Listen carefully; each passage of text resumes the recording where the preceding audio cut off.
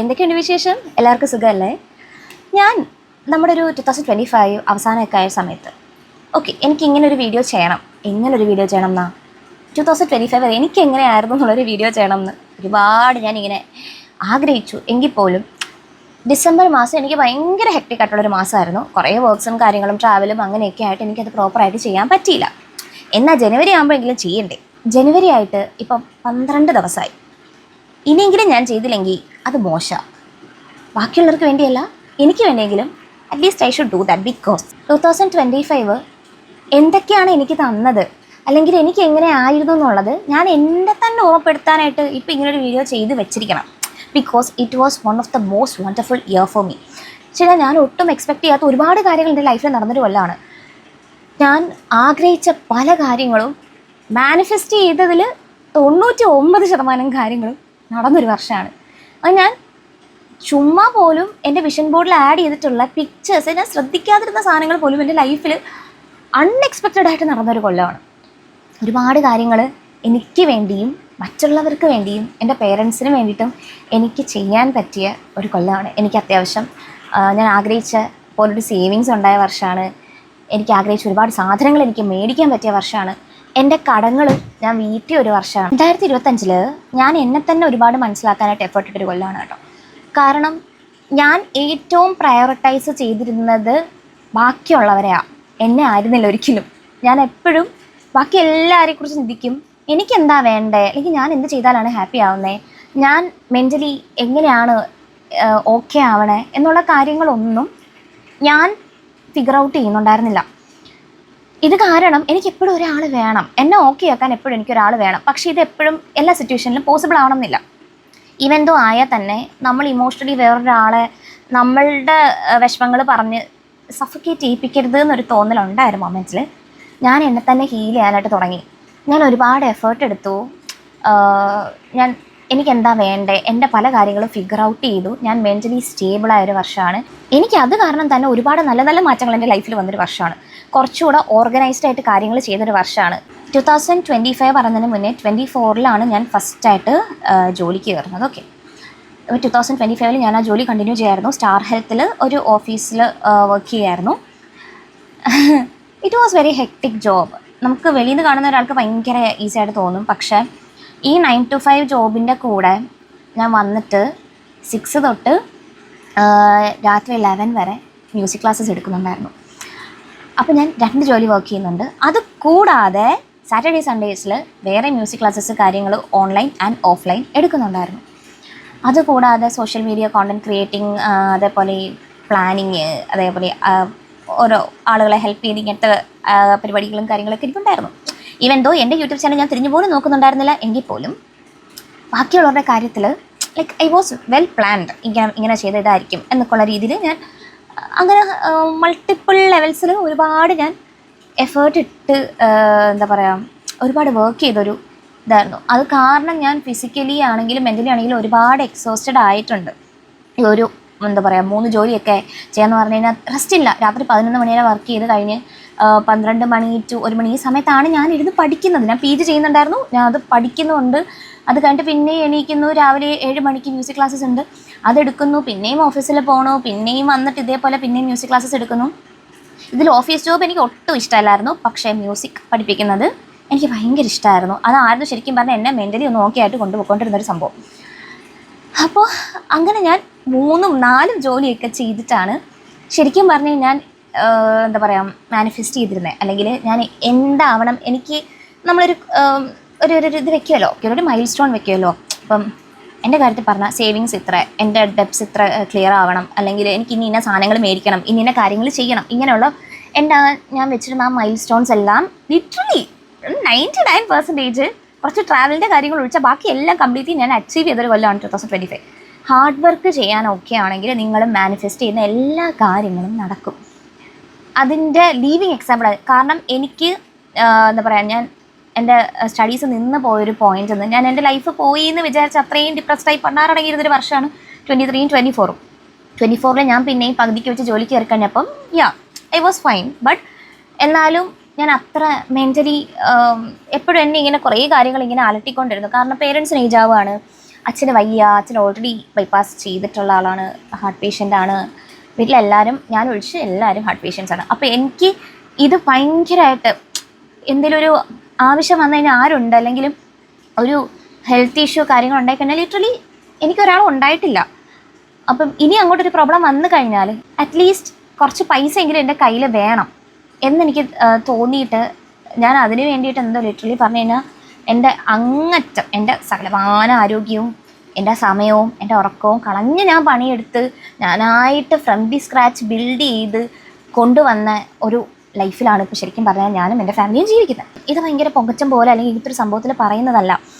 ഇത് ലിറ്ററലി പറഞ്ഞു കഴിഞ്ഞാൽ നമുക്ക് വിചാരിച്ചാൽ നടക്കാത്തതായിട്ട് ഒന്നുമില്ലാന്ന് ഞാൻ മനസ്സിലാക്കിയ ഒരു വർഷമാണ് 2025. ഇത്രയും വർക്ക് ചെയ്ത് കഴിഞ്ഞ് വന്നിട്ട് എൻ്റെ പഠിത്തവും കഴിഞ്ഞ് അതേപോലെ സാറ്റർഡേ സൺഡേസിൽ ക്ലാസ്സസും കഴിഞ്ഞ് ഇതിൻ്റെ ഇടയ്ക്ക് എൻ്റെ ഫ്രണ്ട്ഷിപ്സ്, അതേപോലെ എൻ്റെ വളരെ ക്ലോസ് ആയിട്ടുള്ള ആളുകളുടെ റിലേഷൻഷിപ്സും കാര്യങ്ങളും എൻ്റെ ഫാമിലി ആയിട്ടുള്ള റിലേഷൻഷിപ്പ് എല്ലാം എനിക്ക് പ്രോപ്പറായിട്ട് എന്താ പറയുക മാനേജ് ചെയ്യാനും എൻജോയ് ചെയ്യാനും ഒക്കെ ഉള്ളൊരു ടൈമും അതിന് പറ്റിയൊരു എന്താ പറയുക ഫിനാൻഷ്യൽ സ്റ്റെബിലിറ്റിയും അതിനെ പറ്റിയിട്ടുള്ള കുറേ നല്ല ടൈം കിട്ടിയ ഒരു വർഷം കൂടാണ് 2025. പിന്നെ ഞാൻ പറഞ്ഞില്ല ഞാൻ ഈ 3 ജോബ് ഒക്കെ ഞാൻ ചെയ്യുന്നുണ്ടായിരുന്നു എന്ന്. ഇതിൽ 2 ജോബ് ഞാൻ കംപ്ലീറ്റ്ലി ക്വിറ്റ് ചെയ്തു. എന്നിട്ട് ഞാൻ ഓണായിട്ട് ഒരു മ്യൂസിക് അക്കാദമി സ്റ്റാർട്ട് ചെയ്തു. എനിക്ക് ഓൾറെഡി ഉണ്ടായിരുന്നു. അതിൽ ഞാൻ 2018 ടു ഇങ്ങോട്ട് ഓൺലൈനായിട്ട് എടുക്കുന്നുണ്ടായിരുന്നു, ഓഫ്ലൈനും എടുക്കുന്നുണ്ടായിരുന്നു. പക്ഷേ കോളേജൊക്കെ കഴിഞ്ഞ് അച്ഛന് വയ്യാണ്ടൊക്കെ ഇരുന്ന സമയത്ത് ഞാനത് സ്റ്റോപ്പ് ചെയ്തിട്ടുണ്ടായിരുന്നു. പിന്നെ ഞാൻ വേറൊരു അടുത്ത് വർക്ക് ചെയ്യാൻ കയറിയിട്ടായിരുന്നു ഉണ്ടായിരുന്നത്. പിന്നെ ഞാൻ വിചാരിച്ചു എന്തുകൊണ്ട് ഇത് ഓൺലൈനായിട്ട് പിന്നെയും എനിക്ക് സ്റ്റാർട്ട് ചെയ്തുകൂടാ എന്ന് വിചാരിച്ചിട്ട് ഞാനത് സ്റ്റാർട്ട് ചെയ്തു. ടച്ച് വുഡ് ഇപ്പോൾ എനിക്ക് അത്യാവശ്യം നിന്ന് പോകാനുള്ള നന്നായിട്ട് ഉള്ളൊരു എന്താ പറയുക ഫിനാൻഷ്യൽ സ്റ്റെബിലിറ്റി എനിക്ക് അതിൽ നിന്ന് കിട്ടുന്നുണ്ട്. ഇത് ഞാൻ പറയാൻ കാരണം ഒന്നാമത് ഞാൻ ഒരു സിംഗിൾ ചൈൽഡാണ്. അപ്പം വളരെ ചെറിയ പ്രായത്തിൽ തന്നെ ഈ നമ്മുടെ ഫാമിലിയിലെ ആരോഗ്യ പ്രശ്നങ്ങളും അല്ലാതുള്ള കാര്യങ്ങളും എല്ലാം കൊണ്ട് നമ്മൾ വിശ്വസിച്ച പലരുടെ കയ്യിൽ നിന്നും നമുക്ക് ഇങ്ങോട്ട് കിട്ടിയിട്ടുള്ള കാര്യങ്ങളൊക്കെ വെച്ചിട്ട് ശരിക്കും അനുഭവിച്ചിട്ട് വളർന്ന ഒരാളാണ് ഞാൻ. അതിൻ്റെ ഇരട്ടി അനുഭവിച്ചതാണ് എൻ്റെ പേരൻസ്. സോ നമ്മുടെ പല ആഗ്രഹങ്ങളും കുഞ്ഞിലെ നടന്നിട്ടില്ല. ഈ ഒരു കൊല്ലം ഞാൻ എന്നെ തന്നെ എൻ്റെ ചൈൽഡ്ഹുഡിൽ ഞാൻ വേണമെന്ന് ആഗ്രഹിച്ചിട്ടുള്ള പല കാര്യങ്ങളും ഞാൻ ചെയ്ത വർഷമാണ്. അത് ഈ ഒരു വർഷം മാത്രം പറയാൻ പറ്റില്ല. 2024 തൊട്ട് ഇങ്ങോട്ട് നോക്കുകയാണെന്നുണ്ടെങ്കിൽ എനിക്ക് വേണ്ട എല്ലാ കാര്യങ്ങളും ഞാൻ തന്നെ മേടിച്ചൊരു വർഷമാണ്. കേൾക്കുമ്പോൾ സിമ്പിളായിട്ട് തോന്നും, അലമാര, സ്റ്റഡി ടേബിള്, ഫോണ്, ഇങ്ങനത്തുള്ള സാധനങ്ങളൊക്കെ ആയിരിക്കാം. പക്ഷേ എനിക്കതൊക്കെ ഭയങ്കര വലിയ കാര്യങ്ങളാണ്. കാരണം ഒരു മിഡിൽ ക്ലാസ്സിൽ ജീവിക്കുന്ന ഒരാൾക്ക് മനസ്സിലാവും നമ്മൾ 2 എൻഡ്സ് മീറ്റ് ചെയ്യാനായിട്ട് എടുക്കുന്ന എഫേർട്ട് എന്തോരാണെന്നുള്ളത്. ലൈഫിലൊരു പോയിന്റിൽ എല്ലാ കൊല്ലവും ഓരോരോ മെഡിക്കൽ ഇഷ്യൂസും പ്രശ്നങ്ങളും കാര്യങ്ങളും വരും, അല്ലെങ്കിൽ എന്തെങ്കിലും ഒരു പണി നമുക്ക് കിട്ടും. ഇത് കാരണം നമ്മൾ ഇങ്ങനെ കയറി വന്നിട്ട് ഇതേപോലെ താഴോട്ടങ്ങ് പോവുക ചെയ്യുന്നത്. അപ്പം അവിടുന്ന് ഇത് ബിൽഡ് ചെയ്ത് കയറ്റിക്കൊണ്ട് വരാമെന്ന് പറയുന്നത് അത് ഭയങ്കര പാടായിട്ടുള്ളൊരു കാര്യമാണ്. ഞാൻ എന്താ പറയുക ലിറ്ററലി പറഞ്ഞു കഴിഞ്ഞാൽ ഒറ്റ കുഞ്ഞും കൂടെ ആയതുകൊണ്ട് വീട്ടുകാർ അത്രയും പാമ്പർ ചെയ്ത് വളർത്തിയിട്ടൊരു പോയിന്റിൽ വീട്ടുകാർ പോലും അത്രയും സ്ട്രഗിൾ ചെയ്ത് ഇവരൊക്കെ പറയാം ഹോസ്പിറ്റലൈസ്ഡ് ആയ ഒരു മൊമെൻറ്റിൽ ലിറ്ററലി എനിക്കെങ്ങനെ കാര്യങ്ങൾ ഡീൽ ചെയ്യണമെന്നോ എന്ത് ചെയ്യണമെന്നോ ഒരു റോഡ് ക്രോസ് ചെയ്യാൻ പോലും അറിയാൻ വയ്യാത്തൊരു മൊമെൻറ്റിൽ നിന്നും ഞാനിപ്പോൾ നിൽക്കുന്ന ഒരു പൊസിഷനിൽ ഉള്ള എനിക്ക് തന്നെ ഭയങ്കര പ്രൗഡാണ്.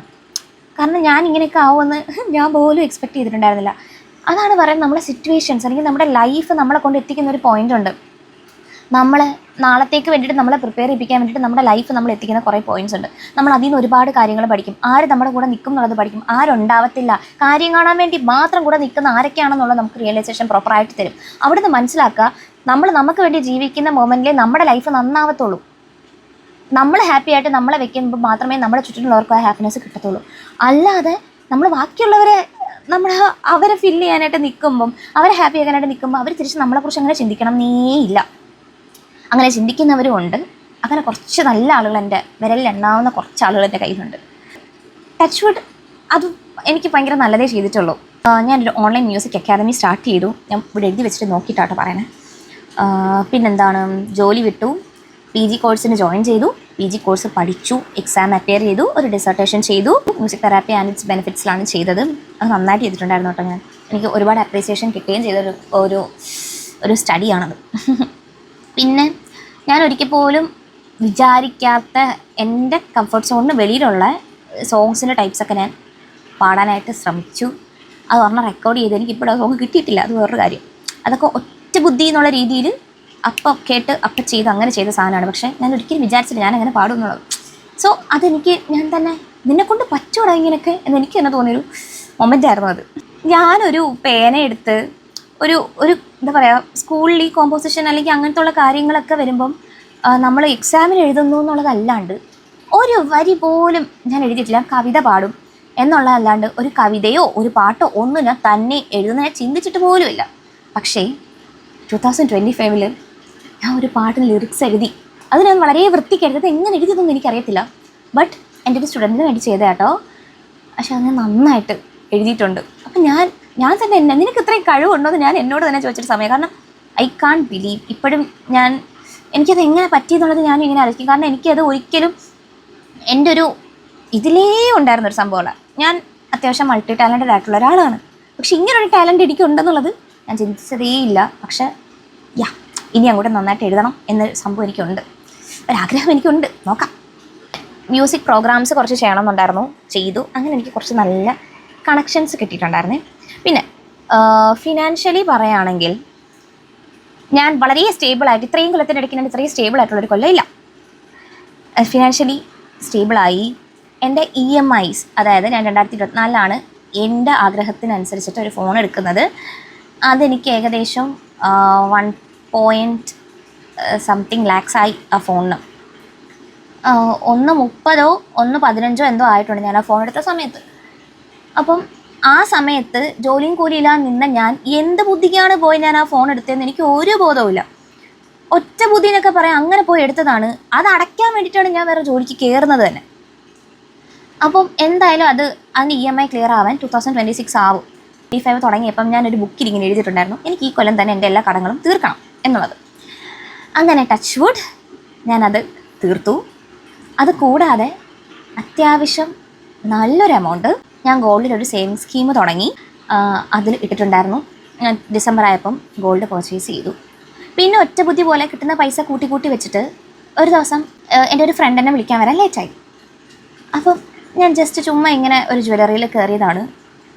അവിടെ ഞാനിങ്ങനെ നോക്കി നിന്നു. എനിക്കൊരു സാധനം ഇഷ്ടപ്പെട്ടു, കണ്ടു, വാങ്ങിച്ചു. ഒന്നും നോക്കിയില്ല. അതൊരു ഒറ്റ ബുദ്ധി ആയിരുന്നെങ്കിൽ പോലും അതെൻ്റെ ചൈൽഡ്ഹുഡിലൊരു വിഷയമായിരുന്നടാ. ഞാൻ പണ്ട് ഭയങ്കരമായിട്ട് ആഗ്രഹിച്ചിട്ടുള്ളൊരു സാധനമാണ് എനിക്ക് ഡയമണ്ടിൻ്റെ ഒരു ലോക്കറ്റ് വേണം എന്നുള്ളത്. അത് ഇന്നത് വേണം എന്നൊന്നും എനിക്കുണ്ടായിരുന്നില്ല. ഡയമണ്ടിൻ്റെ ഒരു ലോക്കറ്റ് വേണം, നല്ല ഭംഗിയുള്ള ലോക്കറ്റ് വേണം എന്ന് എനിക്കുണ്ടായിരുന്നുള്ളൂ. ഞാൻ അത് ഈ കൊല്ലം മേടിക്കുന്ന പോലും എൻ്റെ മൈൻഡിലില്ല. പക്ഷേ ഐ ബോട്ട് ഇറ്റ്. ഡിസംബറിലാണ് ഞാനത് വാങ്ങിയത്. ഡിസംബറിൽ തന്നെയാണ് ഞാൻ ഗോൾഡും എടുത്തത്. ഇത് കണ്ടോ, ഇത് ഞാൻ അങ്ങനെ വാങ്ങിയതാണ്.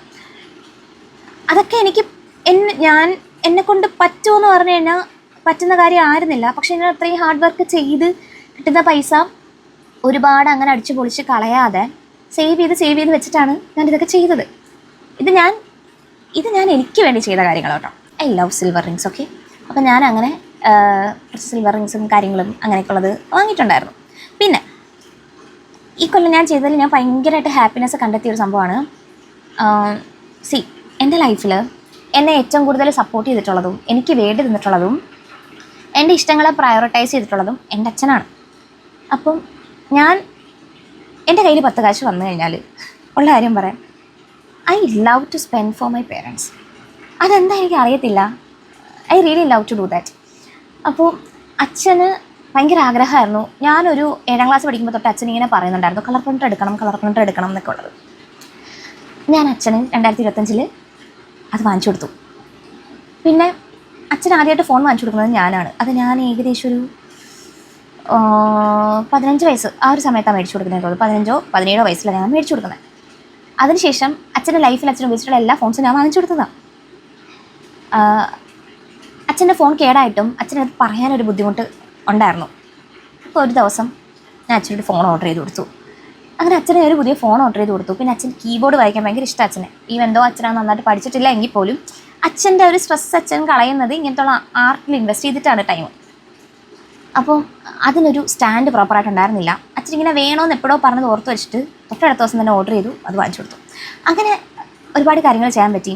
അതേപോലെ അമ്മ പണ്ട് എപ്പോഴോ കുഞ്ഞിലെ പറഞ്ഞൊരു ഓർമ്മ എനിക്കുണ്ടായിരുന്നു. അമ്മയ്ക്ക് ഈ ലക്ഷ്മി ദേവിയുടെ ഗോൾഡിൻ്റെ ലോക്കറ്റ് ഭയങ്കര ഇഷ്ടമാണ്. ഞാൻ ഗോൾഡ് വാങ്ങാൻ പോയപ്പോൾ ഞാൻ അമ്മയ്ക്ക് വാങ്ങിച്ചു കൊടുക്കുകയും ചെയ്തു. അതൊക്കെ എനിക്ക് പറ്റിയത് ഞാൻ അത്രയും എന്താ പറയുക ഹാർഡ് വർക്ക് ചെയ്യാൻ റെഡി ആയതുകൊണ്ട് മാത്രമാണ്. അല്ലെങ്കിൽ ഒരിക്കലും എൻ്റെ ലൈഫ് ഇങ്ങനെ പോവില്ല, എൻ്റെ ലൈഫ് ഇത്രയും ബെറ്റർ ആവില്ല. എനിക്ക് മേടിക്കണം എന്ന് ആഗ്രഹമുള്ള പല കാര്യങ്ങളും മേടിക്കാൻ പറ്റാണ്ട് പോയിട്ടുള്ള മൊമെൻറ്റിൽ എനിക്ക് അന്നും എൻ്റെ മൈൻഡിലുണ്ടായിരുന്നൊരു സംഭവം, ഞാനിത് ഏതെങ്കിലും ഒരു സമയത്ത് മേടിക്കും. അത് ഞാൻ അതെനിക്ക് വേറൊരാൾ വാങ്ങിച്ചു തരണമെന്ന് എനിക്കില്ല. എനിക്ക് ഒരാൾ എന്തെങ്കിലും വാങ്ങിച്ചു തന്നാൽ പോലും ഞാൻ ഇങ്ങനെ ഗിൽട്ട് അടിക്കുന്ന ഒരാളാണ്. അയ്യോ ഇയാൾക്ക് ഞാൻ എന്ത് ചെയ്തു കൊടുത്താൽ ഇയാളെ ഹാപ്പി ആക്കാൻ പറ്റും, അങ്ങനെ ചിന്തിക്കുന്ന ഒരാളാണ്. അപ്പോൾ എനിക്ക് വേണ്ട കാര്യങ്ങൾ ഏറ്റവും നന്നായിട്ട് അറിയാവുന്നത് എനിക്കാണ്. അത് ഞാൻ എത്ര എഫേർട്ട് ഇട്ടും ഞാനത് എനിക്ക് വേണ്ടി ചെയ്യും. അതേപോലെ എൻ്റെ ചുറ്റിനുള്ളവർക്ക് വേണ്ടിയിട്ടും ഞാൻ ചെയ്യുന്ന ഒരാളാട്ടോ. പിന്നെ ദ ബെസ്റ്റ് തിങ് ഞാൻ ഈ കൊല്ലം ചെയ്തത്, എൻ്റെ ഹെൽത്തിനെ പ്രയോറിറ്റൈസ് ചെയ്യുന്നതിൻ്റെ കൂടെ എൻ്റെ പേരൻസിൻ്റെ ഹെൽത്തിനെയും പ്രയോറിറ്റൈസ് ചെയ്തു. അച്ഛൻ്റെ സർജറിക്ക് ശേഷം അച്ഛനും അമ്മയും നടക്കാൻ പോകുന്നൊരു പരിപാടി ഉണ്ടായിരുന്നു. പക്ഷേ ഇവർ മടി കാരണം അത് നിർത്തിയിട്ടുണ്ടായിരുന്നു. അപ്പം ഞാൻ നോക്കിക്കഴിഞ്ഞപ്പം അച്ഛൻ്റെ കാലിൽ നിന്ന് വെയിൻ എടുത്തിട്ടാണല്ലോ ഈ ബൈപ്പാസ് ചെയ്തത്. അപ്പോൾ ഈ കാലിൽ ചിലയിടത്ത് സെൻസേഷൻ ഒന്നും അറിയുന്നുണ്ടായിരുന്നില്ല. അപ്പം ഞാൻ അഗാരോൻ്റെ വൈബ്രേറ്റിംഗ് മെഷീൻ വാങ്ങിച്ചു കൊടുത്തിട്ടുണ്ടായിരുന്നു. അവരതിലെങ്കിലും കയറി ഒന്ന് ബോഡി ചെറുതായിട്ട് നനങ്ങട്ടെ എന്ന് വിചാരിച്ചു. അത് ചെയ്യുന്നുണ്ടായിരുന്നു, പക്ഷെ ഇപ്പോൾ കൺസിസ്റ്റൻസി തീരെ ഇല്ല കേട്ടോ. അപ്പോൾ അതിൻ്റെ കൂടെ ഞാൻ ജിമ്മിൽ ജോയിൻ ചെയ്തപ്പോൾ ഞാൻ അച്ഛനെയും ജോയിൻ ചെയ്യിപ്പിച്ചു. അച്ഛനെ വെയിറ്റ് ലിഫ്റ്റിങ്ങും കാര്യങ്ങളൊന്നും ചെയ്തുകൂടാ, പക്ഷെ അച്ഛൻ അത്യാവശ്യം നടക്കട്ടെ ട്രെഡ്മില്ലിൽ. എനിക്ക് എന്താ പറയുക, ട്രാവൽ ചെയ്യുമ്പം വീഡിയോസ് എടുക്കാനായിട്ടുള്ള ട്രൈപോഡ്, പവർ ബാങ്ക്, പിന്നെ എക്സ്റ്റേണൽ ഹാർഡ് ഡിസ്ക്, പിന്നെ എനിക്ക് നല്ലൊരു മാട്രസ് വേണമായിരുന്നു, മാട്രസ്, അതിൻ്റെ പ്രൊട്ടക്ടർ, പിന്നെ എൻ്റെ വിശ്വസിൽ കിടന്ന സകലമാന സാധനം, എൻ്റെ ഇന്നർ ചൈൽഡ്ഹുഡിനെ ഹീൽ ചെയ്യുന്ന കുറേ സാധനങ്ങൾ ഞാൻ വാങ്ങിച്ചായിരുന്നു കേട്ടോ. സ്റ്റിക്കർ, അങ്ങനത്തുള്ള സാധനങ്ങൾ കേൾക്കുമ്പോൾ നിങ്ങൾക്ക് ഭയങ്കര കോമഡി ആയിട്ട് തോന്നില്ല, പക്ഷേ എനിക്കത് ഭയങ്കര ഇഷ്ടമാണ് ജേർണലിങ് ചെയ്യാൻ നേരത്ത്. അപ്പം ഞാനത് ജേർണലിങ് സ്റ്റാർട്ട് ചെയ്തായിരുന്നു കേട്ടോ. അതുകൊണ്ടാണ് കേട്ടോ അങ്ങനത്തെ പരിപാടിയൊക്കെ. പിന്നെ ഒരു സ്റ്റഡി ടേബിൾ വാങ്ങി, ഒരു വൈറ്റ് സ്റ്റഡി ടേബിൾ വേണമെന്ന് എനിക്ക് ഭയങ്കര ആഗ്രഹമായിരുന്നു, അത് വാങ്ങി. എനിക്ക് 2025 മേക്കപ്പിലോ കോസ്മെറ്റിക്സിൽ അതേപോലെ സ്കിൻ കെയറിലൊന്നും ഒരുപാട് ഇൻവെസ്റ്റ് ചെയ്യരുതെന്ന് എനിക്കുണ്ടായിരുന്നു. കാരണം ഒരുപാട് സാധനങ്ങൾ ഇരിപ്പുണ്ടായിരുന്നു. പക്ഷെ എന്നാലും കുറച്ച് നല്ല ബ്രാൻഡിൻ്റെ കുറച്ച് സാധനങ്ങൾ എനിക്ക് മേടിക്കാൻ പറ്റി. എൻ്റെ മുടി ഞാൻ വളർത്തി, ഐ ലവ് മൈ ഹെയർ. പക്ഷെ ഇപ്പം എനിക്കിങ്ങനെ വെട്ടാൻ തോന്നുന്നുണ്ട്. ഇങ്ങനെ ഹോൾഡ് ചെയ്യണം എന്നെ തന്നെ. എനിക്ക് ഭയങ്കര ആഗ്രഹമായിരുന്നു അച്ഛൻ്റെ അമ്മയുടെ ഫുൾ ബോഡി ചെക്കപ്പ് ചെയ്യണം എന്നുള്ളത്. അങ്ങനെ ഞാൻ അവരെ കൊണ്ടുപോയി നവംബറിൽ ഫുൾ ബോഡി ചെക്കപ്പ് ചെയ്തു. അച്ഛൻ പെർഫെക്റ്റ്ലി ഹെൽത്തിയാണ്, വലിയ പ്രശ്നകാര്യമൊന്നുമില്ല. പക്ഷേ അമ്മയ്ക്ക് ചെറുതായിട്ട് കൊളസ്ട്രോൾ അങ്ങനത്തെ കുറച്ച് സംഭവമൊക്കെ ഉണ്ട്. അതും നമ്മുടെ ഹെൽത്ത് ബെറ്ററാക്കി എടുക്കണം, ഒന്ന് മാറ്റിക്കൊണ്ട് വരണം. നമ്മൾ അത് ചെയ്യുന്നുണ്ട്. ഫാമിലി ടൈം വേണമെന്നുള്ള നിർബന്ധമായിരുന്നു. അതേപോലെ ഫ്രണ്ട്സിനും ഇമ്പോർട്ടൻസ് കൊടുത്തിട്ടുണ്ടായിരുന്നൊരു വർഷമാണ്. അതേപോലെ എൻ്റെ എല്ലാ റിലേഷൻഷിപ്സിലും വളരെ ക്വാളിറ്റി ടൈമും നല്ല മൊമെൻറ്റ്സും ഉണ്ടായ വർഷമാണ്. ഇമോഷണലി ഞാൻ ഭയങ്കരമായിട്ട് വൾണറബിളായി എന്നുള്ള സംഭവം ഒരു സുപ്രഭാതത്തിൽ എൻ്റെ വീട്ടിലോട്ടൊരു പൂച്ചക്കുഞ്ഞ് വന്നു. പിന്നെ അവളുടെ വീടായിരുന്നുള്ള രീതിയിലാണ് അവൾ ബിഹേവ് ചെയ്യുന്നത്. അപ്പോൾ ഞാൻ സെപ്റ്റംബറിലാണ് ഇവളെ വന്ന് കാണുന്നത്. കറക്റ്റ് ഒരു മാസമേ അവൾ നമ്മുടെ കൂടെ ഉണ്ടായിട്ടുള്ളൂ. പക്ഷേ അവൾ നമ്മുടെ അത്രയും ക്ലോസ് ടു ഹാർട്ടായിട്ട് മാറിയൊരു പൂച്ചക്കുഞ്ഞെന്ന് പറയാനും പറ്റത്തില്ല. അത് ശരിക്കും ഒരു മനുഷ്യക്കുഞ്ഞിൻ്റെ പോലത്തെ സ്വഭാവമായിരുന്നു. അത്രയും അഫെക്ഷനേറ്റ് ആയിരുന്നു. എന്ത് ചെയ്താലും നമ്മൾ ഉപദ്രവിക്കത്തില്ല. അങ്ങനെ ഭയങ്കര നല്ലൊരു പൂച്ചക്കുഞ്ഞായിരുന്നു. നമ്മുടെ വീടിൻ്റെ ഫ്രണ്ടിൽ വെച്ചിട്ട് ഒരു കാർ ഇടിച്ചിട്ട് ആക്സിഡൻ്റ് ആയിട്ടാണ് അവൾ മരിക്കുന്നത്. വലിയ പോരുതെന്നും അന്ന് ഞാൻ പറയുകയും കൂടെ ചെയ്തൊരു 10-15 മിനിറ്റ്സ് കഴിഞ്ഞപ്പോഴാണ് ഈ സംഭവം ഉണ്ടായത്. അതെനിക്ക് ഒട്ടും അങ്ങോട്ട് അക്സെപ്റ്റ് ചെയ്യാൻ പറ്റില്ല. കാരണം ഞാൻ അപ്പോഴത്തേക്ക് ഞാൻ ഭയങ്കരമായിട്ട് അറ്റാച്ച്ഡ് ആവുന്ന ഒരാളാണ്. അപ്പം അത് പൂച്ചക്കുഞ്ഞിൻ്റെ അടുത്ത് അതിലേറെ അറ്റാച്ച്ഡ് ആയിട്ടുണ്ടായിരുന്നു. അപ്പോൾ എനിക്ക് ഒട്ടും സഹിക്കാൻ പറ്റുന്നുണ്ടായിരുന്നില്ല. അങ്ങനെ ഒരു ഡിപ്രസ്ഡ് സ്റ്റേറ്റിലേക്ക് വരെ ഞാനൊരു ഡിപ്രസ്ഡ് സ്റ്റേറ്റിലേക്ക് വരെ പോയി. ലിറ്ററലി എൻ്റെ ലൈഫിൽ വളരെ ഇമ്പോർട്ടൻ്റ് ആയിട്ടുള്ള ഒരാളുടെ ബർത്ത്ഡേക്ക് പോലും എനിക്ക് പോകാൻ തോന്നിയില്ല എന്നുള്ളതാണ് സത്യം. കാരണം ഞാൻ അത്രയും ഡിപ്രസ്ഡായി പോയി.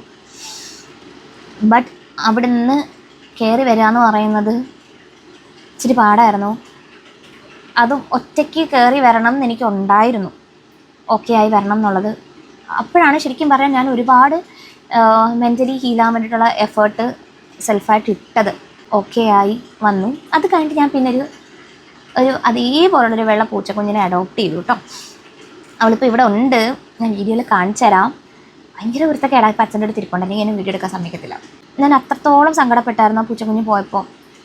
ഞാൻ ഇപ്പോഴും എൻ്റെ കുഞ്ഞിനെ മിസ് ചെയ്യുന്നുണ്ട്. ഇപ്പോൾ രണ്ടാമത് നമ്മൾ എടുത്ത് അഡോപ്റ്റ് ചെയ്ത കുഞ്ഞ് പൂച്ചയുടെ പേര് കുഞ്ഞിന്ന് തന്നെയാണ്. ബട്ട് സ്റ്റിൽ ഞാൻ എൻ്റെ ആദ്യത്തെ കുഞ്ഞിനെയാണ് ഏറ്റവും കൂടുതൽ മിസ് ചെയ്യുന്നത്. ഹീലായി, മെൻ്റലി സ്റ്റേബിളായി, ഓക്കെ ആയി. Now I am literally enjoying my loneliness എന്ന് പറയാൻ പറ്റത്തില്ല. അതായത് എന്താ പറയുക, ഞാൻ ഒറ്റയ്ക്കിരിക്കുക ഇഷ്ടപ്പെടാത്ത ഒരാളായിരുന്നു. പക്ഷേ ഇപ്പോൾ എനിക്ക് ഭയങ്കര ഇഷ്ടമാണ് ഞാൻ ഒറ്റയ്ക്കിരിക്കുന്നത്. ഞാൻ അതിനെ എൻജോയ് ചെയ്യാൻ തുടങ്ങി. ഞാൻ ആ സമയത്താണ് എൻ്റെ പല കാര്യങ്ങളും ഞാൻ ഫിഗർ ഔട്ട് ചെയ്യുന്നത്, ഞാൻ അതിൽ ഹാപ്പിനെസ് കണ്ടെത്തുന്നത്. I don't know, it actually makes you happy. ആ ഒരു ഒറ്റയ്ക്കിരിക്കുന്ന ഒരു സമയം നമ്മൾ ഭയങ്കരമായിട്ട് ഹാപ്പിയാക്കും. എൻ്റെ ബെസ്റ്റ് ഫ്രണ്ട് ആവാനായിട്ട് ഞാൻ ശ്രമിച്ചൊരു വർഷമായിരുന്നു. എൻ്റെ ഇന്നർ ചൈൽഡിനെ ഹീൽ ചെയ്യുന്ന എല്ലാ കാര്യങ്ങളും ഞാൻ ചെയ്തു. ലിറ്ററലി സ്വിമ്മ് ചെയ്യണമെന്നുണ്ടായിരുന്നു, സ്വിമ്മിങ്ങിന് പോയി, ചെറുതായിട്ട് സ്വിമ്മിങ് പഠിച്ചു. പിന്നെ അത്യാവശ്യം ക്വാളിറ്റി ടൈം വിത്ത് ഫ്രണ്ട്സ് നന്നായിട്ടുണ്ടായി. പിന്നെ എന്താ, അങ്ങനെ ഒരുപാട് നല്ല നല്ല നല്ല നല്ല കാര്യങ്ങൾ എൻ്റെ ലൈഫിൽ നടന്നതാണ്. I started to save money. എനിക്ക് വേണ്ട ഒരുപാട് കാര്യങ്ങൾ ഞാൻ ചെയ്തു. എൻ്റെ വീട്ടുകാർക്ക് വേണ്ട കാര്യങ്ങൾ കണ്ടറിഞ്ഞ് എനിക്ക് ചെയ്യാൻ പറ്റി. എൻ്റെ വളരെ ക്ലോസ് ഫ്രണ്ട്സിന് വേണ്ട കാര്യങ്ങളും എനിക്ക് ചെയ്യാൻ പറ്റി. Like I became very much confident in myself. അതാണ് ശരിക്കും പറഞ്ഞു കഴിഞ്ഞാൽ. കാരണം ഞാൻ എനിക്കൊരാൾ ഇന്നത് ചെയ്ത് തരണം എന്ന് ഞാൻ ഒരിക്കലും എക്സ്പെക്റ്റ് ചെയ്യാറില്ല. I expect emotional kind of സാധനംസ്, മനസ്സിലായോ? അല്ലാണ്ട് ഞാൻ ഒരിക്കലും ഒരു ഫിസിക്കൽ അല്ലെങ്കിൽ അങ്ങനത്തെ മെറ്റീരിയലിസ്റ്റിക് സാധനങ്ങളൊന്നും എനിക്കൊരാൾ ചെയ്തു തരണം, എനിക്ക് ഒരാൾ വാങ്ങിത്തരണം എന്ന് ഒരിക്കലും ആഗ്രഹിക്കാത്ത ഒരാളാണ്. സോ എന്താ പറയുക, എനിക്ക് വേണ്ട ലിറ്ററലി ഉള്ള എല്ലാ കാര്യങ്ങളും ഞാൻ ചെയ്തു, ഞാൻ സാധിച്ചെടുത്തു. എൻ്റെ മൈക്ക് ആയിക്കോട്ടെ, എൻ്റെ ഫോൺ ആയിക്കോട്ടെ, എൻ്റെ ലാപ്പ് ആയിക്കോട്ടെ. ലാപ്പ് അച്ഛനും കൂടെ കുറച്ച് തന്നായിരുന്നു കേട്ടോ ഇൻവെസ്റ്റ് ചെയ്യാനായിട്ട്. അങ്ങനെ കുറേ കാര്യങ്ങൾ, കുഞ്ഞു കാര്യങ്ങളാണെങ്കിൽ പോലും ഞാൻ വളർന്നു വന്നൊരു സിറ്റുവേഷനിൽ നിന്ന് മാസം ഒരു 10,000 രൂപ വെച്ചിട്ടാണ് ഞാൻ ഏൺ ചെയ്ത് തുടങ്ങിയത് ഇക്കൊല്ലം. അതിൽ നിന്ന് ഒരു കംപ്ലീറ്റ് ഫാമിലിയെ റൺ ചെയ്യുന്നുണ്ട്. അതിൽ നിന്ന് മാക്സിമം പിടിച്ചു വെച്ച് 2-3 ജോബ് ചെയ്ത് അതിൽ നിന്നും കിട്ടുന്ന ഏർണിങ്സ് കൂട്ടി വെച്ച് പ്രോഗ്രാമിന് പോകുന്ന പേയ്മെൻറ്റ്സ് കൂട്ടി വെച്ചിട്ടാണ് കഴിഞ്ഞൊരു കൊല്ലം കൊണ്ട് ഞാൻ ഇത്രയൊക്കെ കാര്യങ്ങൾ ചെയ്തത്. അത് ഈ ഒരു പ്രായത്തിൽ, എനിക്ക് 2025 തുടങ്ങുമ്പോൾ 24 വയസ്സാണ്. ആ ഒരു പ്രായത്തിൽ എനിക്കത് ചെയ്യാൻ പറ്റിയത് ഞാൻ അത്രയും ഹാർഡ് വർക്ക് ചെയ്യാൻ വില്ലിങ് ആയതുകൊണ്ട് മാത്രമാണ്. സോ എനിക്ക് ഇത്രയൊക്കെ ചെയ്യാൻ പറ്റുന്നുണ്ടെങ്കിൽ നിങ്ങൾക്കും ചെയ്യാൻ പറ്റും. പിന്നെ ഈ വിഷൻ ബോർഡ്, മാനിഫെസ്റ്റേഷൻ എന്നൊക്കെ പറഞ്ഞ കാര്യങ്ങൾ സത്യമാണ്. അത് സത്യമാവണമെങ്കിൽ നമ്മൾ ഹാർഡ് വർക്ക് ചെയ്യാനും കൂടെ റെഡി ആവണം, എന്നാൽ മാത്രമേ നടക്കുള്ളൂ. പിന്നെ ഓൾവേസ് നമ്മൾ ഈ വിഷൻ ബോർഡ് അല്ലെങ്കിൽ ഈ മാനിഫെസ്റ്റേഷനൊക്കെ നമ്മുടെ ബ്രെയിനെ പോസിറ്റീവായിട്ട് വയർ ചെയ്യാനായിട്ട് ഹെൽപ്പ് ചെയ്യും. എനിക്കതാണ് പേഴ്സണലി ഫീൽ ചെയ്തത്. ഞാൻ ഭയങ്കരമായിട്ട് കോൺഫിഡൻ്റ് ആയി എന്നൊരു സംഭവം. അത് ഓവർ കോൺഫിഡൻസ് അല്ല. ലൈക്ക് ലൈഫ് എന്നെ ഏത് പോയിന്റിൽ കൊണ്ടിട്ടാലും I will survive. I am capable of taking care of my family, taking care of myself എന്നൊരു സംഭവം എനിക്ക് ജെനുവിൻലി എൻ്റെ ബ്രെയിൻ ആ ഒരു രീതിയിൽ പോസിറ്റീവ്ലി വയർ ചെയ്യാനായിട്ട് ഹെൽപ്പ് ചെയ്തിട്ടുള്ള സംഭവമാണ് എൻ്റെ മാനിഫെസ്റ്റേഷൻസ്, അല്ലെങ്കിൽ എൻ്റെ വിഷൻ ബോർഡും അതിനെ ഹെൽപ്പ് ചെയ്തിട്ടുണ്ട്. ചെറുതായിട്ട് എൻ്റെ വിഷൻ ബോർഡ് ഒന്ന് കാണിച്ചു തരാം. ഫോൺ പൊട്ടിയിരിക്കുക, എൻ്റെ പഴയ ഫോണാണേ. ഇതായിരുന്നു. ഇതിൽ ഞാൻ പറഞ്ഞില്ലേ കുറച്ച് ചൈൽഡിഷ് ആയിട്ടുള്ള കാര്യങ്ങളുണ്ട്. ടോയ്സ് എനിക്ക് ഭയങ്കര ഇഷ്ടമാണ്. അതെനിക്ക് ഗിഫ്റ്റായിട്ട് കിട്ടി. എനിക്ക് ഗൗരി വാങ്ങിച്ചു തന്നു കേട്ടോ. പിന്നെ ഡാൻസ് കളിക്കണമെന്നുണ്ടായിരുന്നു, ഡാൻസ് കളിച്ചു. ഡ്രൈവിങ് പഠിക്കണമെന്നുണ്ടായിരുന്നു, ഡ്രൈവിങ് പഠിച്ചു. സേവിങ്സ് ഉണ്ടാവണമെന്നുണ്ടായിരുന്നു, സേവിങ്സ് ഉണ്ടായി. റൂം ഡെക്കറേറ്റ് ചെയ്യണമെന്നുണ്ടായിരുന്നു, റൂം ഡെക്കറേറ്റ് ചെയ്തു.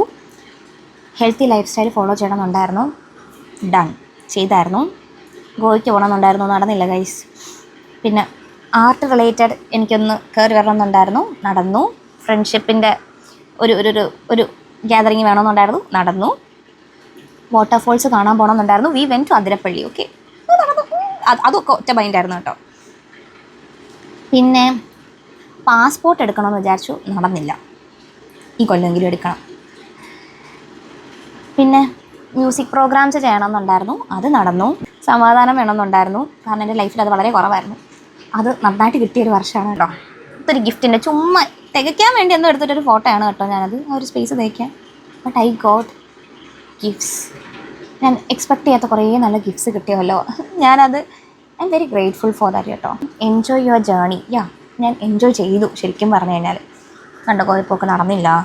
കവര് കാണണമെന്നുണ്ടായിരുന്നു, നടന്നില്ല. അമ്പൽപ്പാടം കാണണമെന്നുണ്ടായിരുന്നു, നടന്നില്ല. Skin care ചെയ്യണമെന്നുണ്ടായിരുന്നു.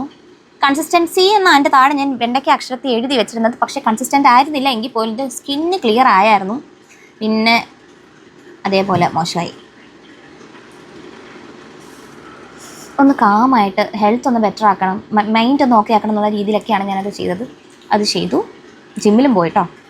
പിന്നെ ജേർണലിങ് സ്റ്റാർട്ട് ചെയ്യാൻ വേണ്ടിയിട്ട് ഉണ്ടായിരുന്നു, ജേർണലിങ് ചെയ്തു. പിന്നെ ഞാനിങ്ങനെ ചുമ്മാ ഒരു ക്യാമറയുടെ പിക്ക് ഇട്ടായിരുന്നു.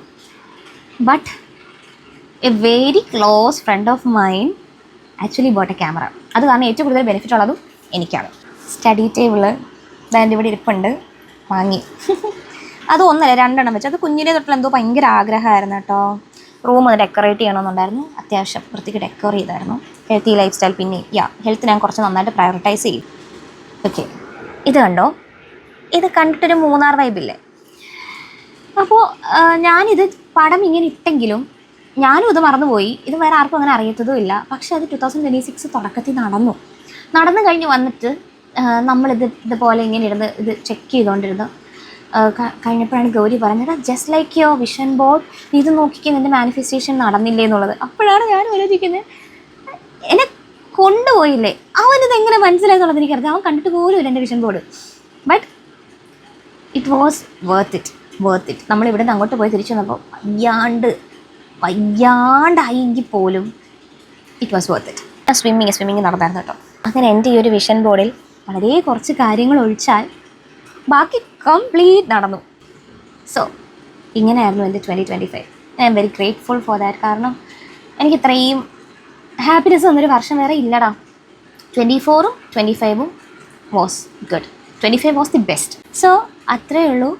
ഞാനിത് എടുത്തു വെച്ചിരിക്കുന്നത്, കുറച്ച് വർഷങ്ങൾ കഴിയുമ്പോൾ ഈ പ്രായത്തിൽ നീ ഇത് ചെയ്തെങ്കിൽ ഇതിൻ്റെ അപ്പുറവും നിനക്ക് ചെയ്യാൻ പറ്റും എന്നുള്ളൊരു ഓർമ്മപ്പെടുത്തൽ എനിക്ക് എന്നെ കിട്ടാൻ വേണ്ടിയിട്ടാണ് ഞാനിപ്പോൾ ഈ ഒരു വീഡിയോ ചെയ്യുന്നത്.